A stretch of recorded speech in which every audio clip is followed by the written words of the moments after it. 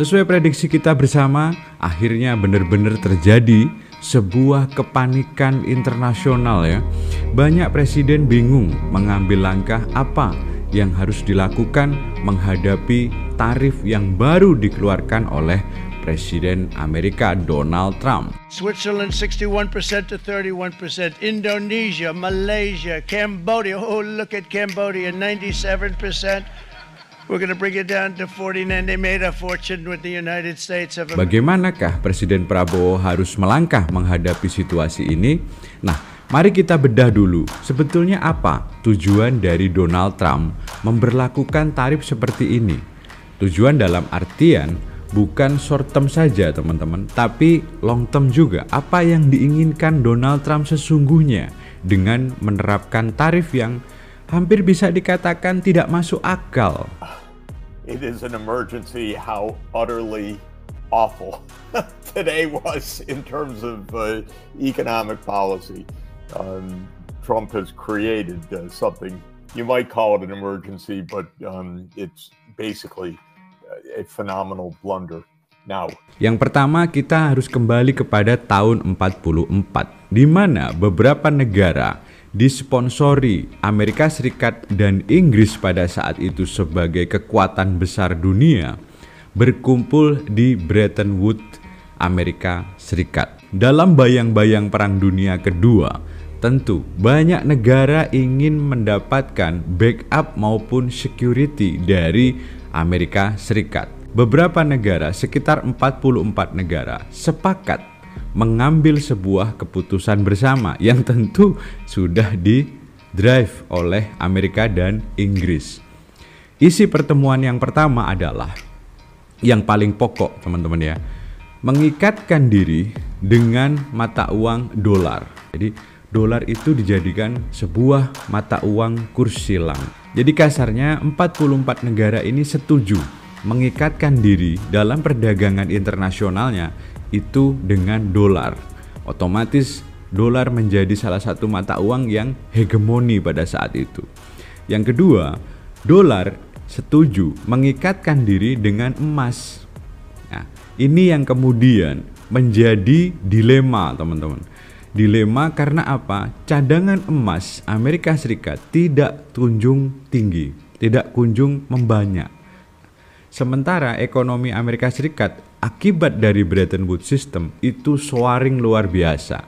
Manufacturing Amerika Serikat menjadi booming. Nah, untuk mengawal kesepakatan Bretton Woods atau Bretton Woods System ini, dibuatlah sebuah organisasi-organisasi yang mungkin sudah teman-teman tahu gitu. Yang pertama adalah WTO atau WTO.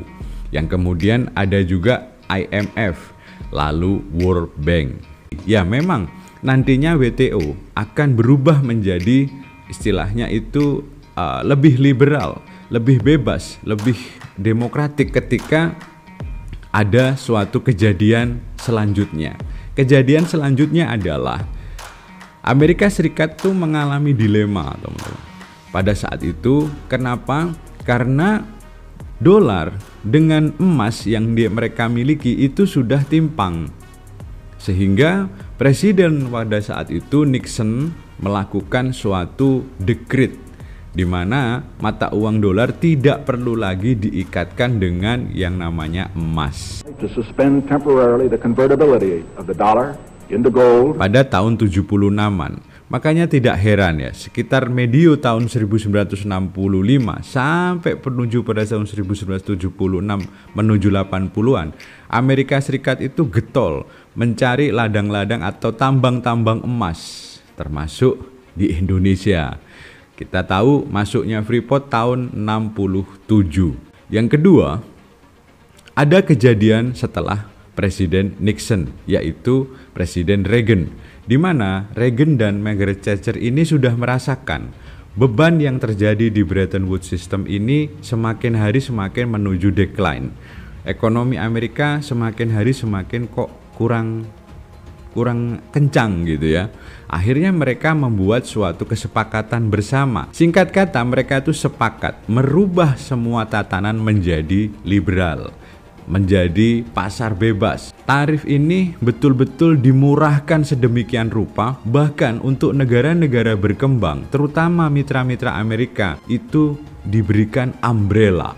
Nah, umbrella ini dinikmati Indonesia juga sampai terakhir itu Presiden ke-7 Jokowi itu sempat mengurus bagaimana memperpanjang umbrella tarif ini. Margaret Thatcher dan Reagan itu juga menciptakan sebuah sistem baru dalam geopolitik dunia, di mana munculnya multilateralisme. Banyak organisasi-organisasi antar negara dibangun pada saat itu. Pertemuan keduanya juga disepakati bebas bergeraknya modal. Jadi negara-negara yang kaya atau makmur itu tidak lagi diikat-ikat, tidak lagi dipermasalahkan ketika dia melakukan investasi ke negara-negara yang lain. Nah, seperti hari ini kita bisa melihat di seluruh dunia itu mengalami blooming.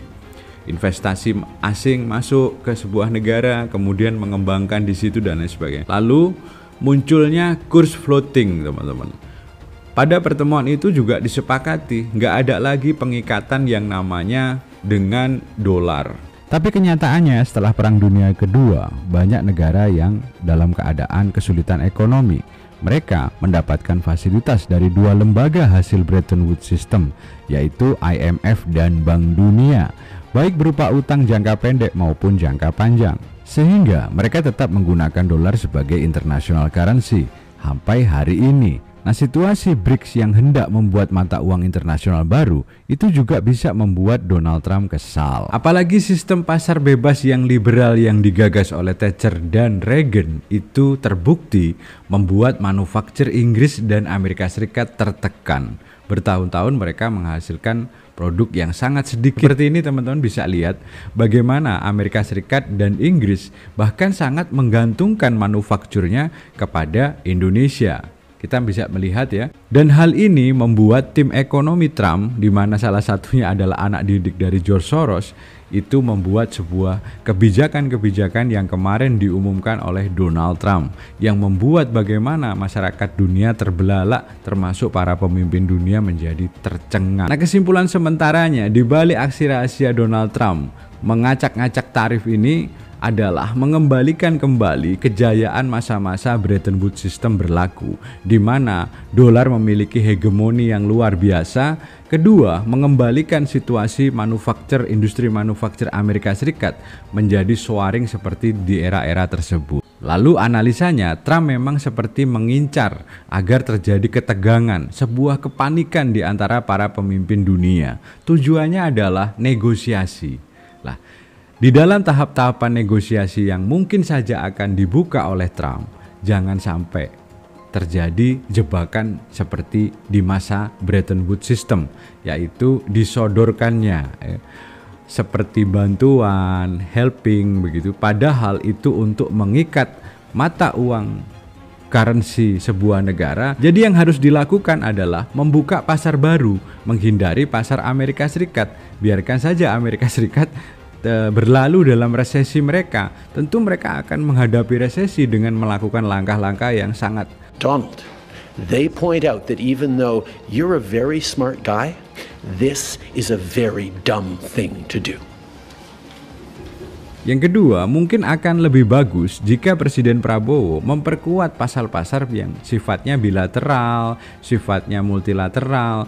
Dia akan lepas dari cengkraman si Amerika Serikat ini. Dan semua harus waspada terhadap pergerakan kurs, terutama dolar dan pound sterling.